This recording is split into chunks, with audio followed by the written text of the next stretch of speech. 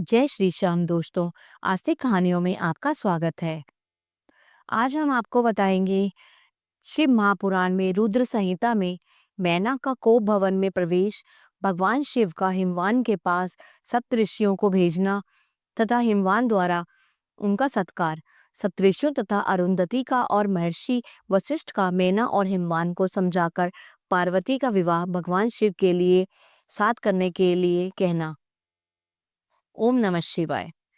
अगर आपको ये कथा पसंद आए तो कृपया करके इसे लाइक कीजिए और अधिक से अधिक शेयर कीजिए। ब्रह्मा जी कहते हैं, ब्राह्मण रूपधारी शिव जी के वचनों का मैना के ऊपर बड़ा प्रभाव पड़ा और उन्होंने दुखी होकर पति से कहा, गिरिराज, इन वैष्णव ब्राह्मणों ने शिव जी की जो निंदा की है उसे सुनकर मेरा मन उनकी ओर से बहुत खिन्न है और विरक्त हो गया है। शैलेश्वर रुद्र के रूप, शील और नाम सभी कुत्सित है। मैं उन्हें अपनी सुलक्षणा पुत्री कदापि नहीं दूंगी। यदि आप मेरी बात नहीं मानेंगे तो मैं निस्संदेह मर जाऊंगी। अभी इस घर को छोड़ दूंगी और विष खा लूंगी।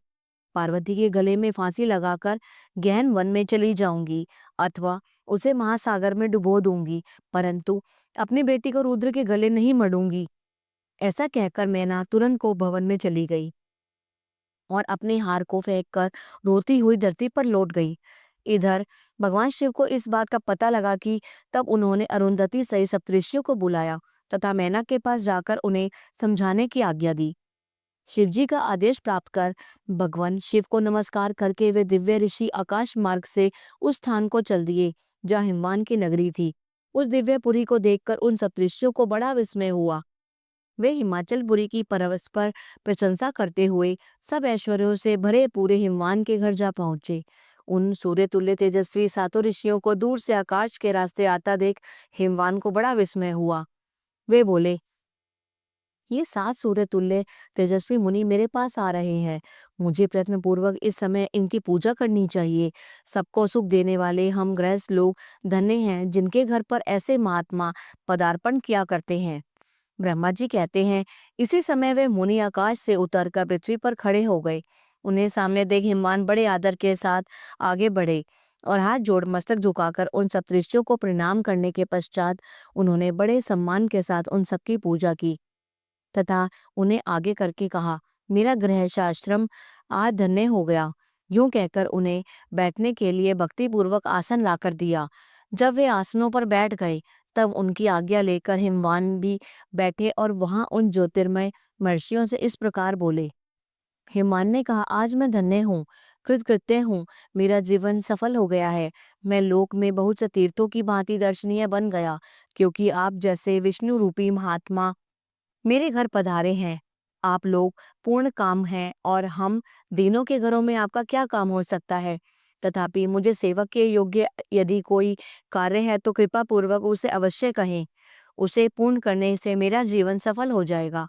ऋषि बोले, शैलराज, भगवान शिव को जगत का पिता कहा गया है और शिवा जगन माता मानी गई है। अतः तुम्हें पर महात्मा शंकर को अपनी कन्या देनी चाहिए। हिमालय, ऐसा करके तुम्हारा जीवन सफल हो जाएगा। तुम सद जगत गुरु के भी गुरु हो और जाओगे और इसमें संशय नहीं है। मुनीश्वर सप्तऋषियों का यह वचन सुनकर हिमालय ने दोनों हाथ जोड़े और उन्हें प्रणाम करके इस प्रकार कहा। हिमालय बोले, महाभाग सप्तऋषियों, आप लोगों ने जो बात कही है उसे शिव की इच्छा से मैंने पहले ही मान रखा था, किंतु प्रभु इन दिनों एक वैष्णव धर्मी ब्राह्मण ने आकर भगवान शिव के प्रति प्रसन्नतापूर्वक बहुत सी उल्टी बातें बताई हैं। तभी से शिवा की माता का ज्ञान भ्रष्ट हो गया है। वे अपनी बेटी का विवाह उसी योगी रुद्र के साथ नहीं करना चाहती। ब्राह्मणों, वे बड़ा भारी हट करके मैले कपड़े पहन को भवन में चली गई हैं और समझाने पर भी समझ नहीं रही। मैं भी उस वैष्णव ब्राह्मण की बात सुनकर ज्ञान भ्रष्ट हो गया हूँ। आपसे सच कहता हूँ, भिक्षुक रूपधारी महेश्वर की बेटी देने की मेरी भी इच्छा अब नहीं है। ब्रह्मा जी कहते हैं, नारद, मुनियों के बीच में बैठे हुए शैलराज शिव की माया से मोहित हो उपयुक्त बात कहकर चुप हो रहे। तब उन सभी सप्तऋषियों ने शिव की माया की प्रशंसा करके मैना के पास अरुंधति को भेजा। पति की आज्ञा पाकर ज्ञानदायिनी अरुंधति देवी तुरंत उस घर में गई जहाँ मैना और पार्वती थी। जाकर उन्होंने देखा मैना शोक से आकुल होकर पृथ्वी पर पड़ी है। तब उन साध्वी देवी ने बड़ी सावधानी के साथ मधुर एवं हितकर बात कही। अरुंधति बोली, साध्वी रानी मेनके उठो, मैं अरुंधति तुम्हारे घर में आई हूँ तथा दयालु सप्तऋषि भी पधारे हैं। अरुंधति का स्वर सुनकर मेनका शीघ्र उठ गई और लक्ष्मी जैसी तेजस्विनी तथा उन पतिव्रता देवी के चरणों में मस्तक रखकर बोली। मीना ने कहा, अहो, हम पुण्य जन्मा जीवों को आज यह किस पुण्य का फल प्राप्त हुआ है कि हमारे इस घर में जगत सृष्टा ब्रह्मा जी की पुत्र वधू और महर्षि वशिष्ठ जी की पत्नी पधारी हैं। देवी, आप किस लिए आई हैं, यह मुझे बताइए। मैं और मेरी पुत्री आपकी दासी के समान है, आप हम पर कृपा कीजिए। मेनका के ऐसा कहने पर साध्वी अरुंधति ने उनको बहुत अच्छी तरह समझाया बुझाया और उन्हें साथ ले वे प्रसन्नतापूर्वक उस स्थान पर आई जहाँ वे सप्तऋषि विद्यमान थे। सप्तऋषिगण बातचीत में बड़े निपुण थे। उन सब ने भगवान शिव के युगल चरणारविंदों का स्मरण करके शैलराज को समझाना आरंभ किया। ऋषि बोले, शैलेंद्र, हमारा शुभकारक वचक सुनो। तुम पार्वती का विवाह शिव के साथ कर दो और संहारकर्ता रुद्र के ससुर हो जाओ। शंभु सर्वेश्वर हैं, वे किसी से याचना नहीं करते। स्वयं ब्रह्मा जी ने तारकासुर के विनाश के लिए एक वीर पुत्र उत्पन्न करने की उद्देश्य को लेकर भगवान शिव से प्रार्थना की है कि वे विवाह कर लें। भगवान शंकर तो योगियों के शिरोमणि हैं, वे विवाह के लिए उत्सुक नहीं हैं। केवल ब्रह्मा जी की प्रार्थना से ही वे महादेव तुम्हारा कन्या का पाणी ग्रहण करेंगे। तुम्हारी पुत्री ने जब तपस्या की थी उस समय उसके सामने उन्होंने उससे विवाह की प्रतिज्ञा कर ली थी। इन्हीं दो कारणों से वे योगीराज से विवाह करेंगे। ऋषियों की यह बात सुनकर हिमालय हंस पड़े और कुछ भयभीत हो विनय पूर्वक बोले। हिमालय ने कहा, मैं शिव के पास कोई राजोचित सामग्री नहीं देखता हूँ। उनका ना कोई घर है, ना ऐश्वर्य है, ना कोई स्वजन या बंधु बांधव ही है। मैं अत्यंत निर्लिप्त योगी को अपनी बेटी देना नहीं चाहता। आप लोग वेद विधाता ब्रह्मा जी के पुत्र हैं, अतः अपना निश्चित विचार कहिए। जो पिता काम से, मोह से, भय से अथवा लोभ से किसी अयोग्य वर के हाथ में अपनी कन्या दे देते हैं, वे मरने के बाद भी नरक में जाते हैं। अतः मैं स्वेच्छा से भगवान शूलपाणी को अपनी कन्या नहीं दूंगा। इसलिए महर्षियों, जो उचित विधान हो उसे आप लोग कीजिए। मुनीश्वर नारद हिमालय के इस वचन को सुनकर बातचीत करने में निपुण महर्षि वशिष्ठ ने उनसे यूं कहा। वशिष्ठ बोले, शलेश्वर, मेरी बात सुनो, यह सर्वथा तुम्हारे हित के लिए अच्छा है, धर्म के अनुकूल, सत्य तथा इहलोक और परलोक में सुखदायक है। शैलराज, लोक तथा वेद में 3 प्रकार के वचन उपलब्ध होते हैं। शास्त्रज्ञ पुरुष अपनी निर्मल ज्ञान दृष्टि से उन सब प्रकार के वचनों को जानता है। एक तो वह वचन है जो तत्काल सुनने में बड़ा सुंदर लगता है, परंतु पीछे वह सत्य एवं अहितकारक सिद्ध होता है।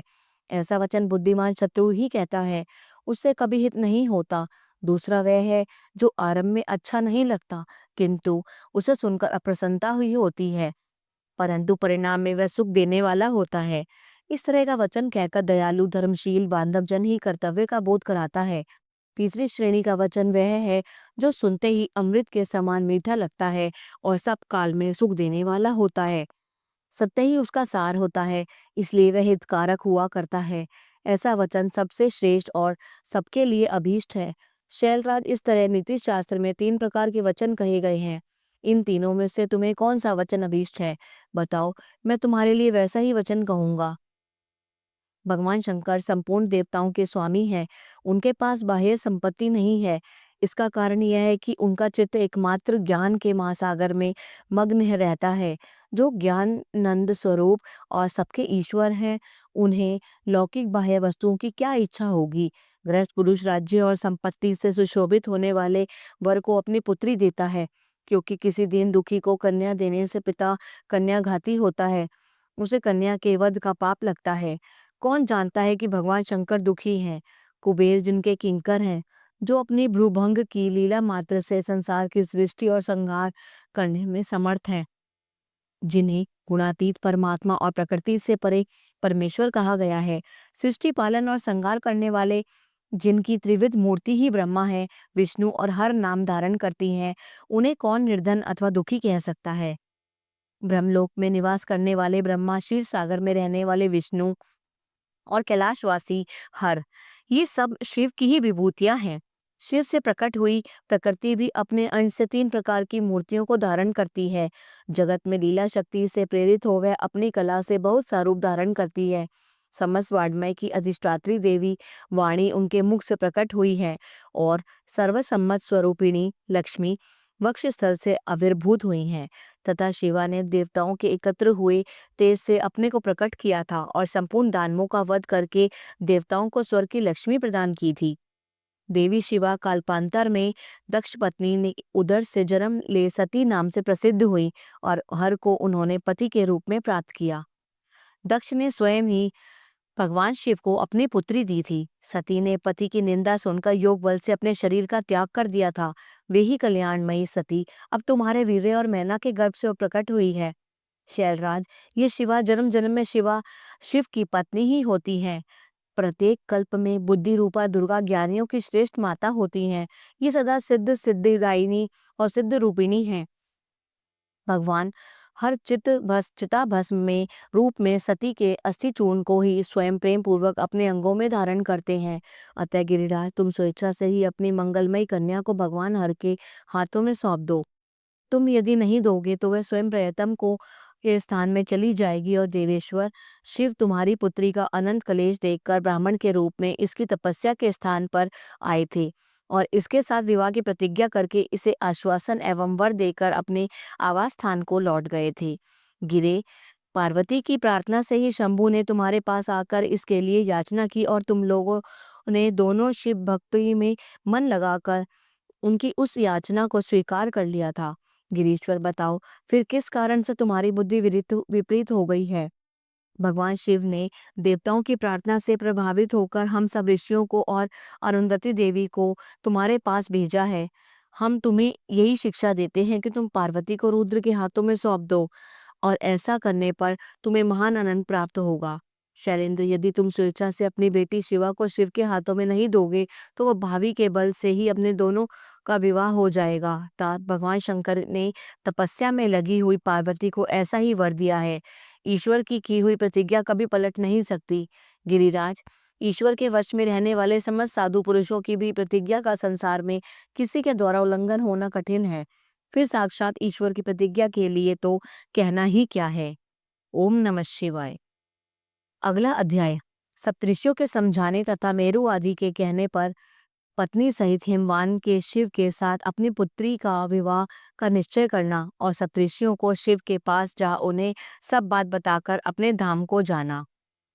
ब्रह्मा जी कहते हैं, नारद, तदनंतर वशिष्ठ ने प्राचीन काल में राजा अनरण्य के द्वारा अपनी कन्या पद्मा का पिप्पलाद के साथ विवाह करने की तथा धर्म के वरदान से पिप्पलाद के तरुण अवस्था रूप गुण सदा स्थिर रहने वाले यौवन कुबेर और इंद्र से भी बढ़कर धन ऐश्वर्य भक्ति सिद्धि एवं समता प्राप्त करने की तथा पद्मा के स्थिर यौवन सौभाग्य संपत्ति एवं भर्ता के द्वारा परम गुणवान 10 पुत्रों को प्राप्त करने की कथा सुनाकर कहा। शैलेंद्र, तुम मेरे कथन के सार तत्व को समझकर अपनी पुत्री पार्वती का हाथ महादेव के हाथों में दे दो। मैना सहित तुम्हारे मन में जो कुरोष है उसे त्याग दो। आज से 1 सप्ताह व्यतीत होने पर अत्यंत शुभ और दुर्लभ मुहूर्त आने वाला है। उस समय चंद्रमा लग्न के स्वामी होकर अपने पुत्र बुध के साथ लग्न में ही स्थित होंगे। उनका रोहिणी नक्षत्र के साथ योग होगा। चंद्रमा और तारे शुद्ध होंगे। माघशीर्ष मास के अंतर्गत 2 संपूर्ण दोषों से रहित सोमवार को, जबकि लग्न पर संपूर्ण शुभ ग्रहों की दृष्टि होगी, पाप ग्रहों की दृष्टि नहीं होगी, तब बृहस्पति ही ऐसा स्थान पर स्थित होंगे जहां वे उत्तम संतान और पति का सौभाग्य देने में समर्थ होंगे। ऐसे मुहूर्त में तुम अपनी कन्या मूल प्रकृति ईश्वरी जगदम्बा पार्वती को जगत पिता भगवान शिव के हाथों में देकर कृतार्थ हो जाओ। ऐसा कहकर ज्ञान शिरोमणि मुनिवर वशिष्ठ नाना प्रकार की लीला करने वाले भगवान शिव का स्मरण करके चुप हो गए। वशिष्ठ जी की बात सुनकर सेवकों और पत्नी सहित गिरिराज हिमालय बड़े विस्मित हुए और दूसरे दूसरे पर्वतों से जाकर बोले। हिमालय ने कहा, गिरिराज, मेरु सह्य गंधमादन मंदराचल मैनाक विंध्याचल आदि पर्वतेश्वरों, आप सब लोग मेरी बात सुने। वशिष्ठ जी ऐसी बात कह रहे हैं कि अब मुझे क्या करना चाहिए, इस बात का विचार करना है। आप लोग अपने मन से सब बातों का निर्णय करके जैसा ठीक समझे वैसा करें। हिमाचल की यह बात सुनकर सुमेरु पर्वत भली भांति निर्णय करके उनसे प्रसन्नतापूर्वक बोले। पर्वतों ने कहा, महाभाग, इस समय विचार करने से क्या लाभ? जैसा ऋषि लोग कहते हैं उनके अनुसार ही कार्य करना चाहिए। वास्तव में ये कन्या देवताओं का कार्य सिद्धि करने के लिए ही उत्पन्न हुई है। इसके शिव के लिए ही अवतार लिया है, इसलिए ये शिव को ही दे देनी चाहिए। यदि इसने रुद्रदेव की आराधना की है तो रुद्र ने आकर इसके साथ वार्तालाप किया है और इसका विवाह उन्हीं के साथ होना चाहिए।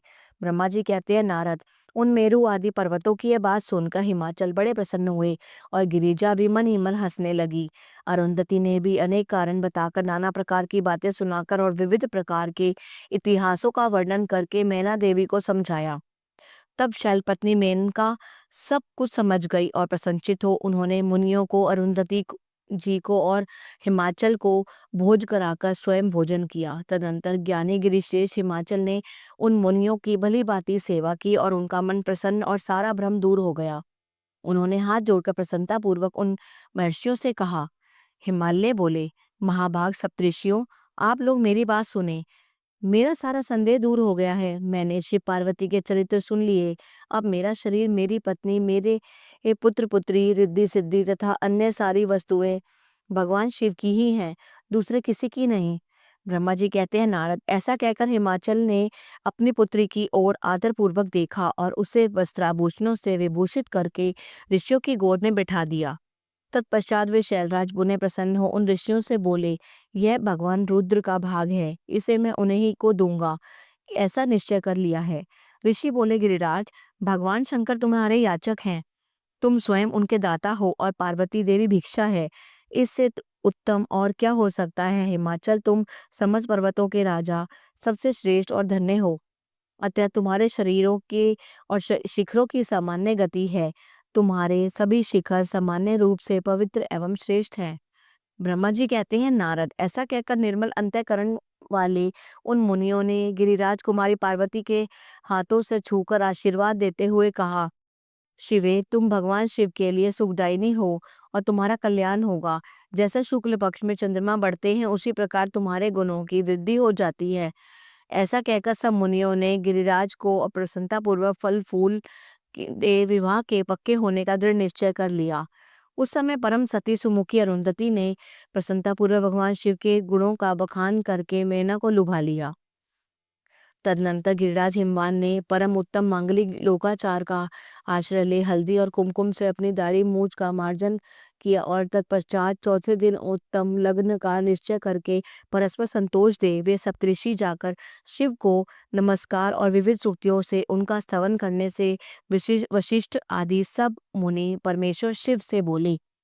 ऋषियों ने कहा, देव देव महादेव, परमेश्वर महाप्रभु, आप प्रेम पूर्वक हमारी बात सुने। आपके इन सेवकों ने जो कार्य किया है उसे जान लें। महेश्वर, हमने नाना प्रकार के सुंदर वचन और इतिहास सुनाकर गिरिराज और मेनका को समझा दिया है। गिरिराज ने आपके लिए पार्वती का वरदान दिया है और आप उसके कोई ननु नच नहीं है। अब आप अपने पार्षदों तथा देवताओं के साथ उनके वहां विवाह के लिए जाइए। महादेव प्रभु, वह शीघ्र हिमाचल के घर पधारिए और वेदोक्त रीति के अनुसार पार्वती का अपने लिए पाणी ग्रहण कीजिए। सप्तऋषियों का यह वचन सुनकर लोकाचार परायण महेश्वर प्रसन्नचित हो हंसते हुए इस प्रकार बोले। महेश्वर ने कहा, महाभाग सप्तऋषियों, विवाह को तो मैंने कभी देखा है न कभी सुना है। तुम लोगों ने पहले जैसा देखा हो उसके अनुसार विवाह की विशेष विधि का वर्णन करो। महेश्वर के उस लौकिक शुभ वचन को सुनकर वे ऋषि हंसते हुए देवादिदेव भगवान शिव सदा शिव से बोले। ऋषियों ने कहा, प्रभु, आप पहले तो भगवान विष्णु को विशेषतः उनके पार्षदों सहित शीघ्र बुला लें, फिर पुत्रों सहित ब्रह्मा जी को, देवराज इंद्र को, समस्त ऋषियों को, यक्ष गंधर्व किन्नर सिद्ध विद्याधर और अप्सराओं को प्रसन्नतापूर्वक आमंत्रित किया करें और इनको तथा अन्य सब लोगों के को यहाँ सादर बुलाया जाए। वे सब मिलकर आपके कार्य का साधन कर लेंगे, इसमें संशय नहीं है। ब्रह्मा जी कहते हैं, नारद, ऐसा कहकर वे सातों ऋषि अपनी और उनकी आज्ञा ले भगवान शंकर की स्थिति का वर्णन करते हुए वहां से प्रसन्नतापूर्वक अपने धाम को चले गए। ओम नमः शिवाय। आगे का भाग अगले अंक में। अगर आपको ये कथा पसंद आई तो कृपया करके इसे लाइक कीजिए और शेयर कीजिए। जय श्री श्याम।